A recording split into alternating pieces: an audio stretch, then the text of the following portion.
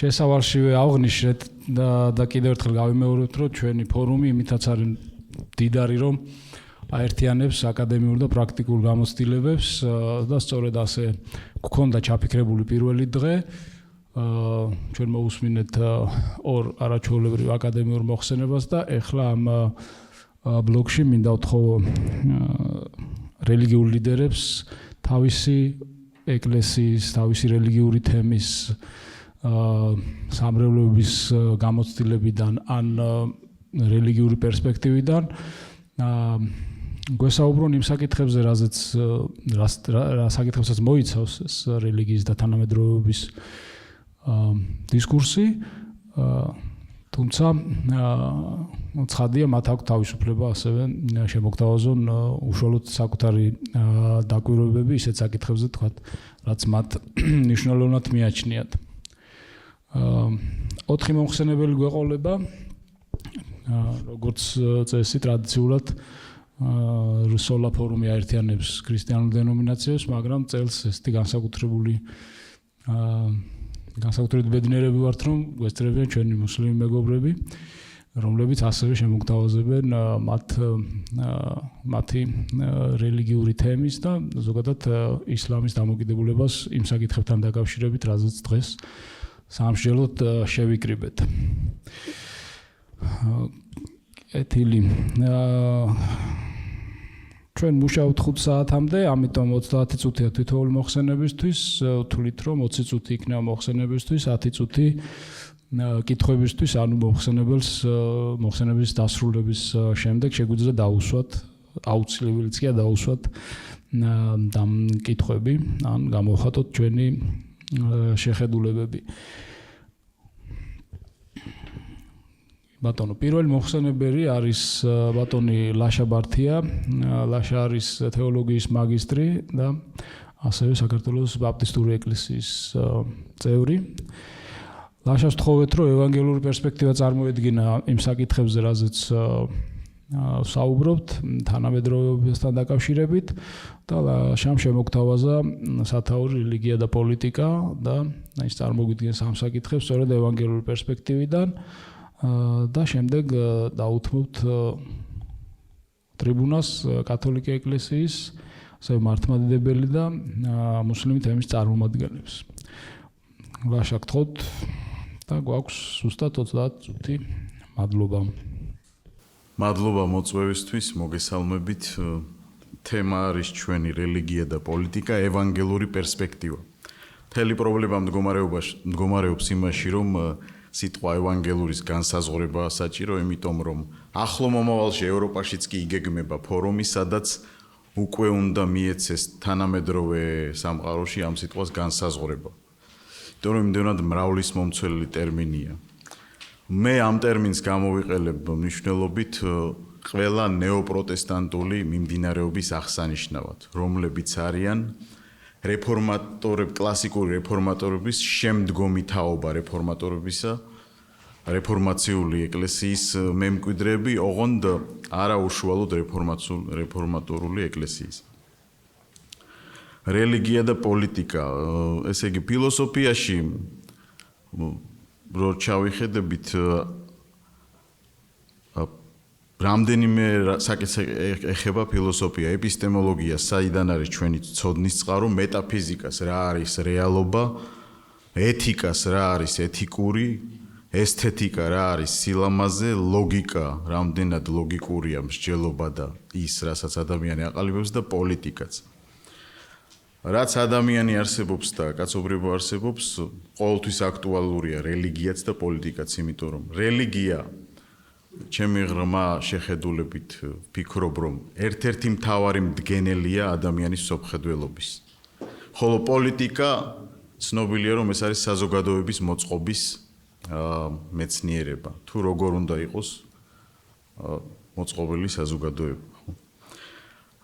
ამ თემის კონტექსტში 4 საკითხს შევეხები, ეს იქნება რელიგია და პოლიტიკა, ბიბლიური ნარატივი, პროტესტანტული რეფორმაციის მემკვიდრეობა, ანუ რა პოლიტიკური საზრისი ჰქონდა რეფორმაციას, ევანგელური პრინციპები და თანამედროვეობა ურთიერთმიმართებას შევეხები და ბოლოს მათ დამოკიდებულებას, ევანგელური ეკლესიების დამოკიდებულებას დემოკრატიასთან, ადამიანის უფლებებთან, ავტორიტარიზმთან, სოციალურ და ეკონომიკურ თანასწორობასთან, ეკლესიის წევრის პოლიტიკაში ჩართულობასთან.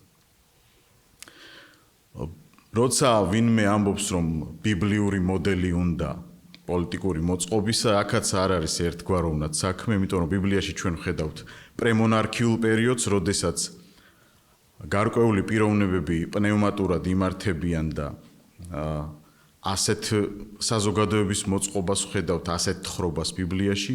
შემდგომ ჩვენ ვხედავთ ძველ აღთქმაზეა ლაპარაკი პირველ რიგში. მონარქიის პერიოდს, როდესაც ისრაელს უკვე მეფე ყავს და ამ პირობებში იმართება საზოგადოება და ბოლოს ძველი აღთქმის კონტექსტში ჩვენ ვხედავთ პოსტმონარქიულ ოკუპირებულ ისრაელს, რომელსაც მართავს უკვე სხვა სახელმწიფო. რა თქმა უნდა, იქ თავისი მეფეებიც არის, მაგრამ ესეთი სამი ეტაპი არის ძველ აღთქმაზე, როცა ვლაპარაკობთ პოლიტიკურ კონტექსტში.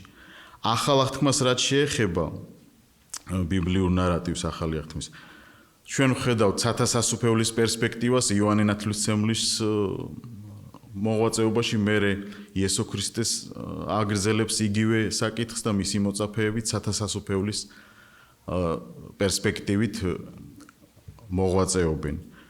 პავლე მოციქულის ღვთისმეტყველებაში, კერძოდ რომაელთა წერილში მე-13 თავში ჩვენ ვხედავთ კანონმორჩილების ღვთისმეტყველებას, ერთადერთი საკითხში, რაშიც მოციქულები არ ემორჩილებიან სახელმწიფოს ან კანონს, ეს არის, როდესაც მათ უკრძალავენ საკუთარი წმენის გავრცელებას და მათი მოსაზრებით, რომ ისინი ჭეშმარიტებას ქადაგებენ და ამაში ხელი ეშლებათ და ხდებიან მოწამეები, მხოლოდ და მხოლოდ ამ საკითხში არ ემორჩილებიან. დანარჩენი, რაც შეეხება პავლე მოციქულის მხრიდან, თუნდაც არ არის საერთოდ მოციქულებში ვერ ვხედავთ ჩვენ ახალ აღთქმაში, რომ იყოს რაიმე ჯანყის, აჯანყების გამართლება სახელმწიფოს წინააღმდეგ გარკვეული პოლიტიკური მოტივებით. პროტესტანტული რეფორმაციის მემკვიდრეობა საინტერესოა ჩვენთვის განსაკუთრებით ამ თემატიკაში პოლიტიკური ასპექტი, პოლიტიკური საზრისი რეფორმატორებისა, რომლებიც მე-16 საუკუნეში იწყებენ მოღვაწეობას. მარტინ ლუთერი რეფორმაციის კლასიკური რეფორმაციის პირველი და ყველაზე, ასე ვთქვათ, ქარიზმატული შეიძლება ვთქვათ, წარმომადგენელი, რომელიც იწყებს რეფორმაციას, ის უარს ამბობს იქამდე არსებულ კათოლიკურ მოდელზე, რომელიც მოიცავდა ორი მახვილის თეორიას და ეს ორივე მახვილი იყო ეკლესიის ძალაუფლებაში, პლენიტუდო პოტესტატის, ანუ სრული ძალაუფლება პაპისა. და ლუთერის შემთხვევაში ეს ძალაუფლება გადადის მაგისტრატებზე, ანუ იმ ფეოდალებზე, თავადებზე, რომლებიც ხდებიან მმართველები.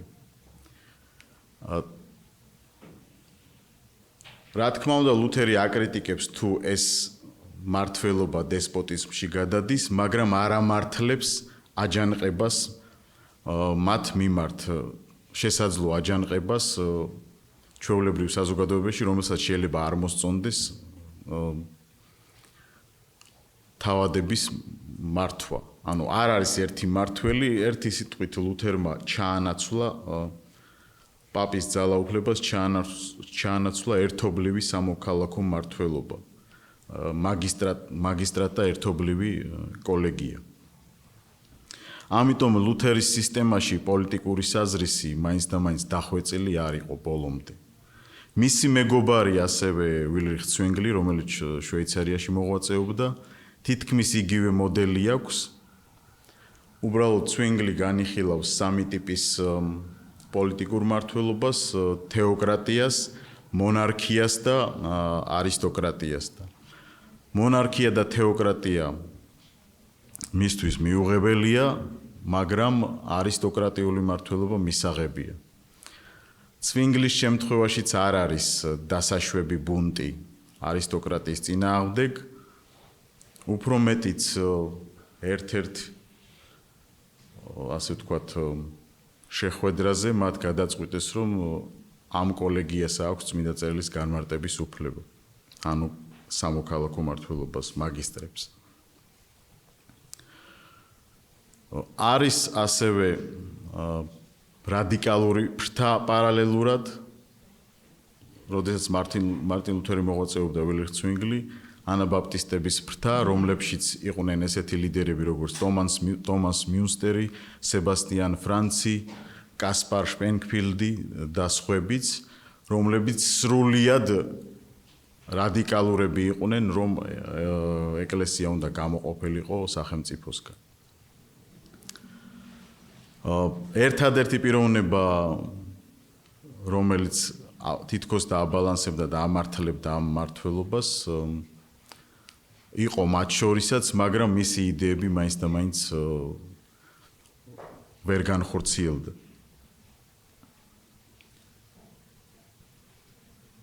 მათი მოსაზრებები არ გამომდინარეობდა მხოლოდ პოლიტიკური შეხედულობებით, კლასიკურ რეფორმატორებს ჰქონდათ ავგუსტინეს ეკლესიოლოგია, რომელშიც შერეული არის ეკლესია, ხოლო რადიკალები უფრო დონატს ემხრობოდნენ, რომლის მიხედვითაც მხოლოდ მართალი ხალხი არის ეკლესიის წევრი, ასე ვთქვათ.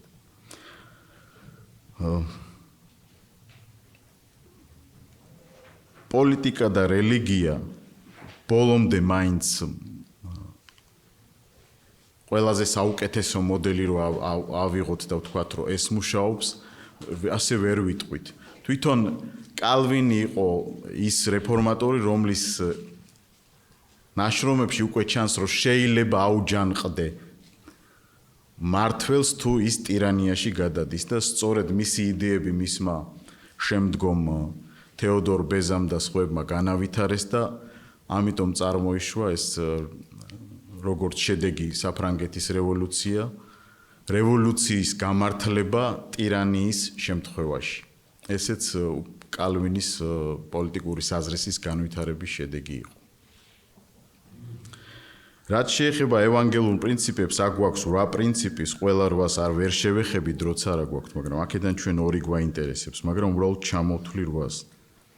წმინდა წერილის ავტორიტეტი ეს არის პირველი, მეორე სინდისის თავისუფლება, მესამე ადგილობრივი ეკლესიის ავტონომია, მეოთხე რელიგიის თავისუფლება, მეხუთე კრედო ბაპტიზმი, ანუ რწმენით ნათლისღება, მეექვსე ეკლესიის წევრი უნდა იყოს ხელახლაშობილი, ანუ რწმენით მონათლული ადამიანი, მეშვიდე საყოველთაო მღვდლობა და მერვე სახარების ქადაგების დამოწმება, როგორც ეკლესიის უშუალო მოვალეობა. სინდისის თავისუფლება ნიშნავს, რომ ყველა ადამიანს უნდა ჰქონდეს უფლება ნებაყოფილობით აღიაროს თავისი რწმენა, ყოველგვარი ზეწოლის გარეშე. სინდისის თავისუფლება, როგორც ასეთი, ბაპტისტების მონაპოვარია.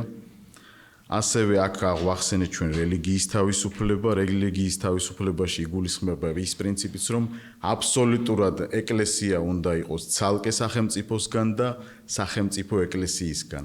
სახელმწიფოს არ უნდა ჰქონდეს უფლება ჩაერიოს შიდა საეკლესიო საქმეებში და არც ეკლესია უნდა ერეოდეს როგორც ინსტიტუცია სახელმწიფო საქმეებში. ეს არის ევანგელური ნეოპროტესტანტული პოლიტიკური საზრისის მთავარი შეხედულება.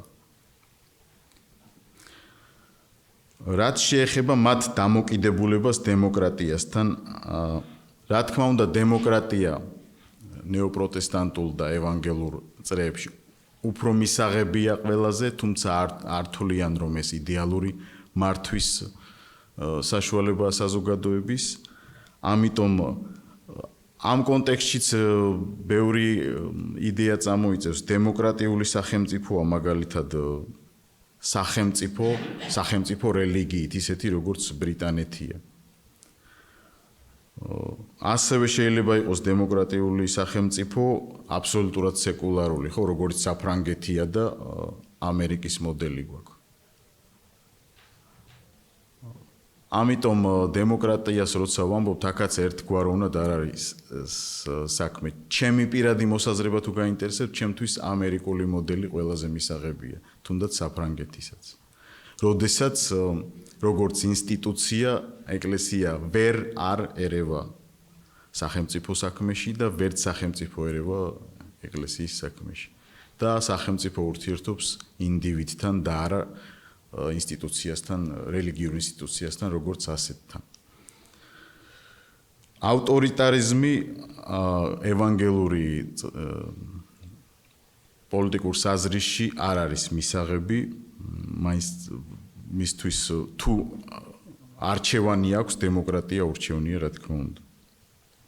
სოციალურ და ეკონომიკურ თანასწორობას რაც შეეხება და ადამიანის უფლებებს, რა თქმა უნდა, დემოკრატიულ პირობებში ეს მაქსიმალურად დაცულია, მაგრამ აბსოლუტურად ადამიანის სრული თანასწორობა, მხოლოდ ესქატოლოგიურ პერსპექტივაში მოისაზრება ევანგელურ წრეებში, რომ როდესაც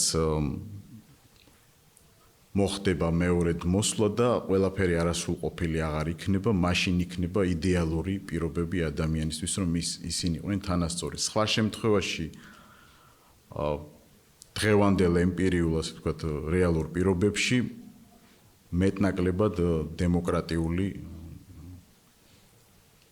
სახელმწიფო არის ყველაზე მისაღები ევანგელური წრეებისთვის. და პირადად მეც ამ მოსაზრებას ვემხრობი. ასევე ეკლესიის წევრის პოლიტიკაში ჩართულობასთან არის მნიშვნელოვანი შეხედულება ევანგელურ წრეებში. ეკლესიას როგორც ინსტიტუციას არ აქვს უფლება პოლიტიკაში ჩაერთოს ევანგელური პრინციპიდან გამომდინარე, მაგრამ ეკლესიის წევრს ინდივიდუალურად არა თავისი ეკლესიის სახელით, არამედ თავისი მოწოდებით და პროფესიით შეუძლია გახდეს პოლიტიკოსი ქვეყნის საკეთილდღეოდ.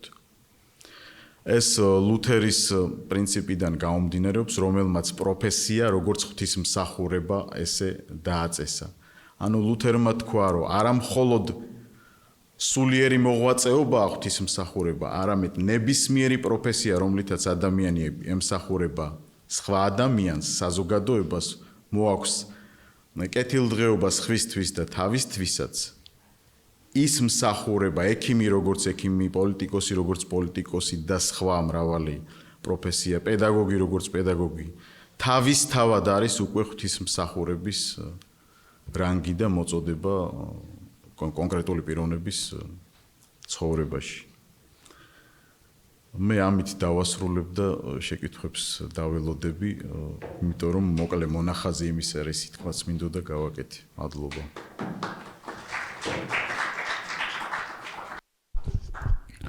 მადლობა ლაშას. შვენიერი მოხსენებისთვის ყოველთვის მნიშვნელოვანია ხოლმე ასე ვთქვათ ვიწრო პერსპექტივიდან დანახული, იმიტომ რომ ხშირად საუბრობთ ძალიან ზოგად მიდგომებზე და ამ შემთხვევაში სწორედ გქონდა ასეთი მოხსენება ევანგელურ პერსპექტივიდან. თუ გექნებათ კითხვები? თუ არა და მე მქონდა ესეთი შეკითხვა სინდისის თავისუფლებასთან და რელიგიის თავისუფლებასთან დაკავშირებით. ეს ორი რო ერთმანეთსაგან განვასხვაოთ, უფრო სიღრმისეულად როგორ შეიძლება განვასხვაოთ, გასაგებია სინდისის თავისუფლება, როგორც პიროვნების თავისუფლება ქონდეს არჩევანი და ეს იყოს მხოლოდ მისი არჩევანი, ასე ვთქვათ. და რელიგიის თავისუფლება თუ გულისხმობს ნებისმიერი რელიგიის არჩევის თავისუფლებას, რაც ალბათ მარტივი საკითხი არ არის. აი ამაზე თუ შეიძლება.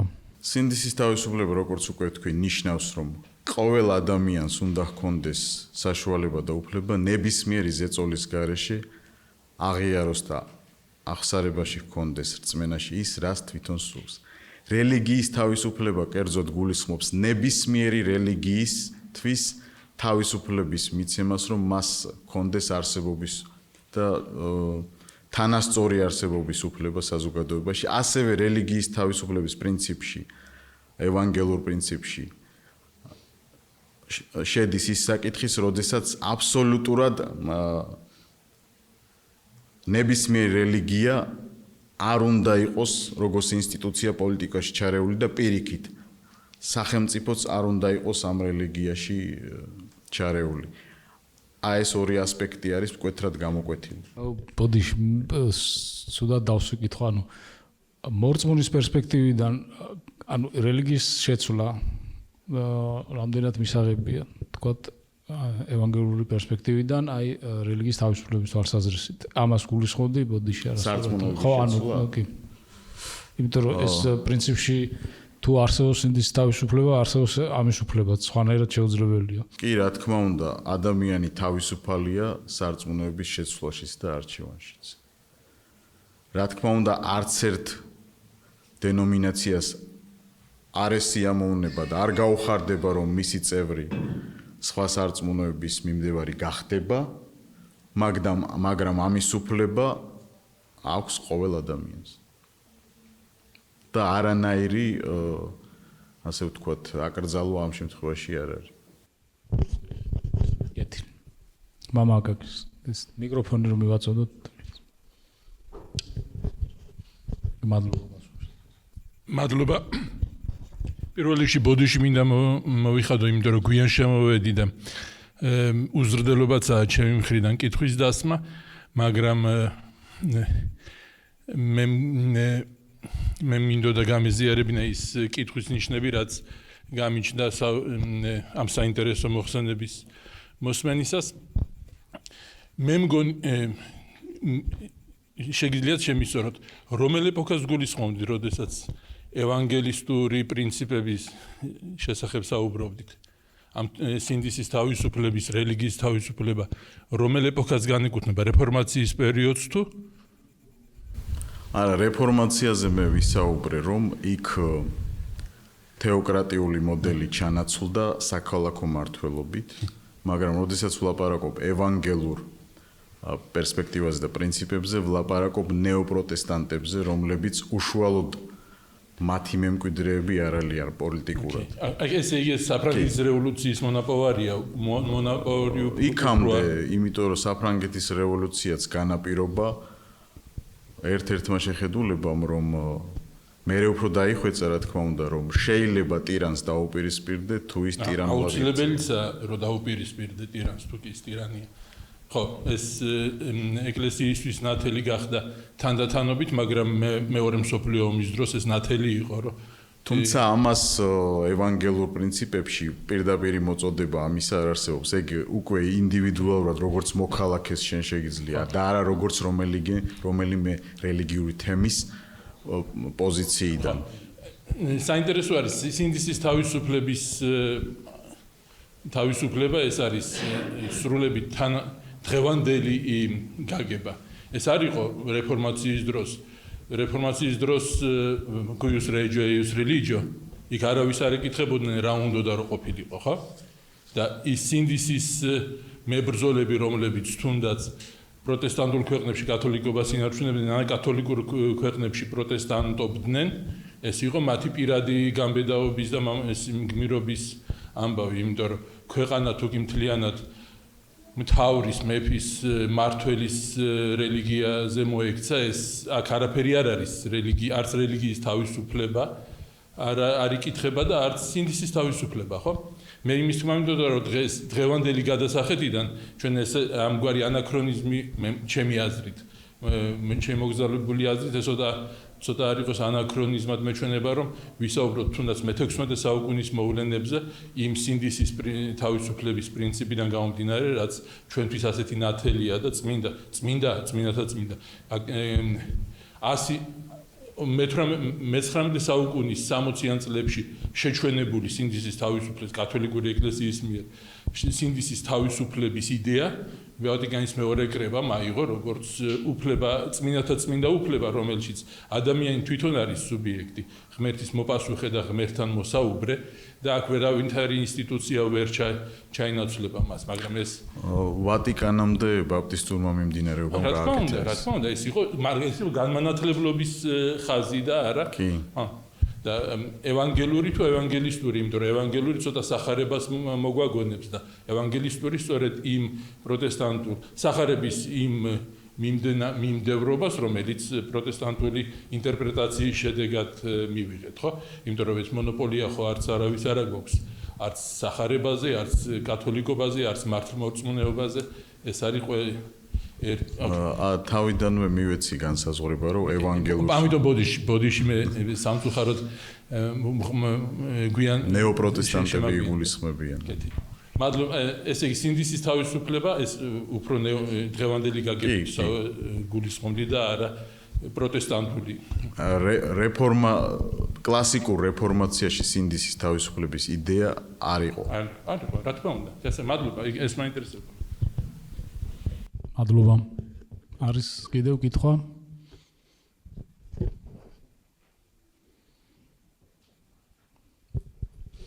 კეთილი. ლაშა, დიდი მადლობა. მადლობა კითხვისთვის.